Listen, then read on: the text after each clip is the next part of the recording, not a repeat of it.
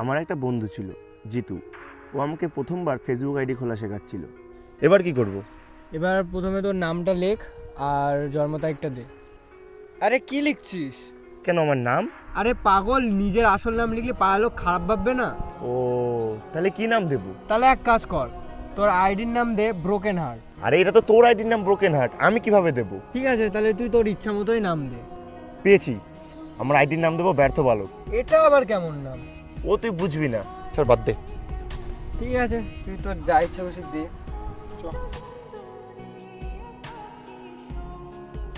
পরের দিন স্কুল থেকে বাড়িতে এসে জিতুর কথা মতো ফেসবুকে র্যান্ডমলি সবাইকে ফ্রেন্ড রিকোয়েস্ট পাঠিয়ে যাচ্ছিলাম।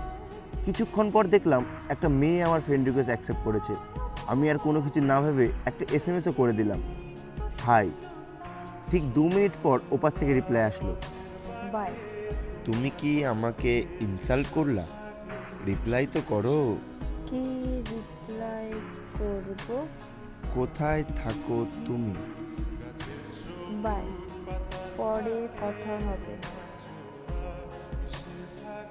ওই দাঁড়া, মুড়ি কিন্তু শেষ হয়ে গেল, পরে কিন্তু বলতে পারবি না যে টাকা দে।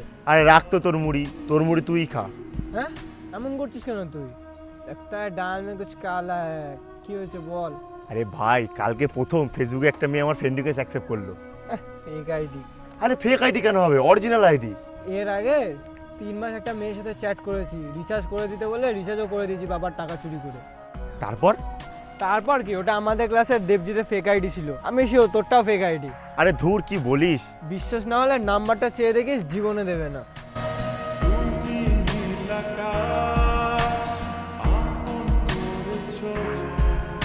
বাড়িতে ফিরেই একটা এসএমএস করলাম, তোমার নাম্বারটা দেওয়া যাবে?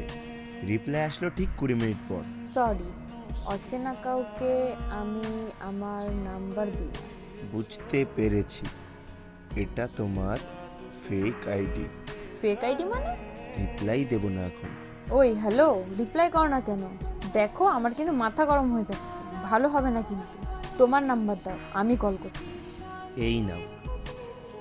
Hello, hello. ফেক আইডি না এটা? আমার তো তাই মনে হচ্ছিল। আর এখন কি মনে হচ্ছে? এখন মনে হচ্ছে হয়তো রিয়েল আইডি। এখনো হয়তো, দুটো চড় মারলে না সব হয়তো হয়তো বেরিয়ে যাবে। ওই হ্যালো, বয়স কত তোমার? কিসে পড়ো তুমি? আমি ক্লাস 11। তুমি যদি ক্লাস 11-এ পড়ো, তার মানে আমি তোমার থেকে সিনিয়র। আর জানো না সিনিয়রদের রেসপেক্ট করতে হয়?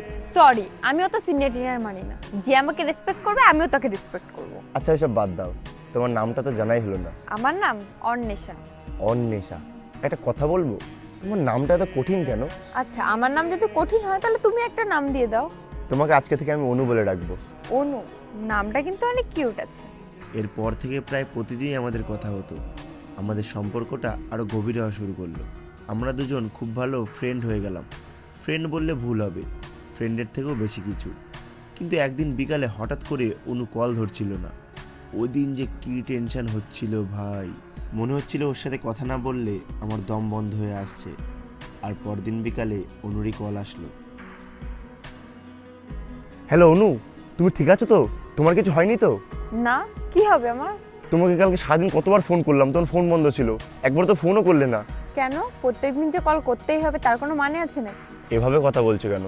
আচ্ছা বাদ দাও, কালকে কল করতে পারিনি তার জন্য সরি। ইটস ওকে, বাদ দাও। আমার সাথে দেখা করবা? করবো, কোথায় আসতে হবে বলো? কালকে তাহলে ইচ্ছাপুরে সাকর ওখানে চলে এসো। আমি সত্যি আসবো কিন্তু কালকে। আরে মজা করছিলাম। আচ্ছা মা আসছে, পরে কথা হবে, হ্যাঁ? কি রে, থামলি কেন? আরে ভাই, আজকে আমি টিউশন যাব না। কেন, কি হয়েছে? আজকে একটু ইচ্ছাপুর যাব। ইচ্ছাপুর কি করতে? আরে ভাই, অনুর সাথে দেখা করতে যাবো। তুই শুধু আমার একটা কাজ করে দে ভাই, তুই স্যারকে কোনো রকমভাবে ম্যানেজ কর, নাহলে তো জানিস স্যার কেমন। মানে আমি যদি টিউশন না যাই, স্যার আমার বাড়িতে নালিশ করে দেবে। ঠিক আছে, কিন্তু সিঙ্গারা খাওয়াতে হবে। আচ্ছা খাবো, খানে যা।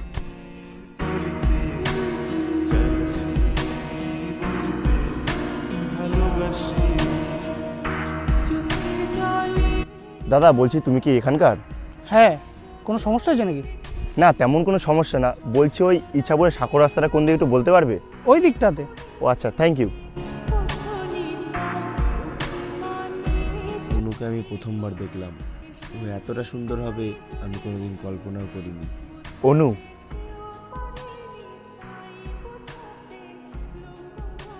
আদি, কেমন আছো? ভালো আছি, তুমি কেমন আছো? ভালো আছি। আচ্ছা, তুমি না বলেছিলে যেদিনকে আমাদের প্রথম দেখা হবে তোমার ফেভারিট জায়গাগুলো ঘুরে দেখাবে? চলো তাহলে এখান থেকেই শুরু করি, কারণ এটাও আমার সমস্ত ফেভারিট জায়গার মধ্যে একটা। ছোটবেলায় যখন আমার মন খারাপ হতো তখন আমি এখানে এসে একাই কান্না করতাম। চলো ওই দিকটায় যাওয়া যাক।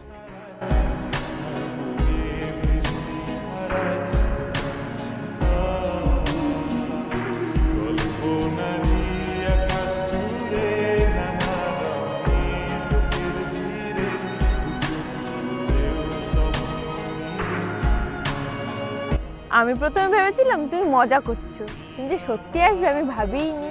তুমি আসতে বলেছো আর আমি না এসে পারি? তাই হ্যাঁ। আচ্ছা, আমার না মনেই হচ্ছে না যে এটা আমাদের প্রথম দেখা। কেন জানি না আমার মনে হচ্ছে আমি তোমাকে অনেক বছর ধরে চিনি। মিলে গেল কিভাবে? আমার তো এটাই মনে হচ্ছে। তাই নাকি? হ্যাঁ। ব্যাপারটা কেমন ম্যাজিক্যাল হয়ে গেল না? না তুমি আমাকে চিন্তা, না আমি তোমাকে। তুমি কোথায় থাকতা আর আমি কোথায়, তাও কিভাবে আমাদের দেখা হয়ে গেল আর ফ্রেন্ডশিপও হয়ে গেল। দুই ফ্রেন্ডশিপ? না, শুধু ফ্রেন্ডশিপ না, আই গেস ওর থেকেও বেশি কিছু। তুমি কালকে জিজ্ঞাসা করেছিলে না আমি তোমাকে কেন ফোন করিনি কালকে? হ্যাঁ, আমি তোমাকে মিথ্যা কথা বলেছিলাম। আমি জানতাম, আমি ঠিক জানতাম তুমি আমার সাথে কথা না বলে থাকতেই পারো না। কি হয়েছে বলো না আমাকে। দাদা সেদিন মেরেছে আমাকে। কেন মেরেছে কেন? সেদিন সকাল তোমার সাথে মেসেজ করছিলাম, দাদা সেদিন দেখে ফেলেছে। দাদা আমাকে জিজ্ঞাসা করছিল ছেলেটাকে, আমি বলেছি আমার ফ্রেন্ড হয়, আর তারপরে আমার আর কোনো কথা না শুনে আমাকে অনেক মেরেছে, আমার ফোনটাও নিয়ে নিয়েছে। আচ্ছা তুমি কান্না করো না, দেখে সব ঠিক হয়ে যাবে। আমার না আর এখানে একটুও থাকতে ইচ্ছা করে না। কান্না করে কি হবে বলো, দেখো সব ঠিক হয়ে যাবে। ওই কে রে তুই? নাম কি তোর? আদি। এখানে কি তোর? এখানে কি করতে এসছিস তুই? ভাই সকালে দেখেই মালটাকে আমার সন্দেহ হয়েছিল। কি রে বল, এখানে কি করতে এসছিস তুই? ওর সাথে দেখা করতে এসেছি। কার সাথে? আমার বোনের সাথে? দাদা আমার কথাটা তো শোনো, আমি তোমাকে সব বুঝিয়ে বলছি। তোর কথা শুনবো মানে? তোদের মতো ছেলেদের ভালো করে চেনা আছে। এই ছেলেগুলো এরকমই। দাদা তুমি কিন্তু না বুঝেই ভুলভাল বকছো। তোর সাহস তো কম না, আবার মুখে মুখে তর্ক করছিস। আমার বোন তোর সাথে দেখা করতে আসবে কেন? আমার বোনকে আমি ভালো করেই চিনি। ভাই আমাদের বোনের নামে মিথ্যা বাবার দিচ্ছে। তোমার যদি বিশ্বাস না হয় তোমার বোনকেই জিজ্ঞেস করে নাও। এ অন্বেষা, তুই ওকে চিনিস? আমার চোখের দিকে তাকিয়ে বল ওকে চিনিস? মুখ তুলছিস কেন? মুখ তুলে কথা বল। না দাদা, আমি ওকে চিনি না। আজকের পর থেকে তোকে যদি এই ইসাপুরের রাস্তায় দেখি, তোর লাশ কেটে কুকুরকে খাওয়াবো।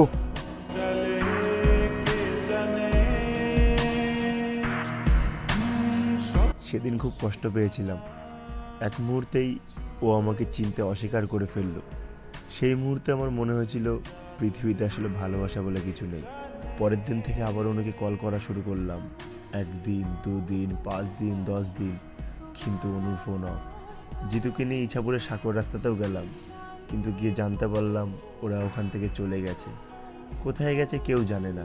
অনুকে অনেক খুঁজেছি, কোথাও পাইনি। ওর সাথে সাথে ওকে না বলা অনেকগুলো কথা যেন কোথায় হারিয়ে গেল।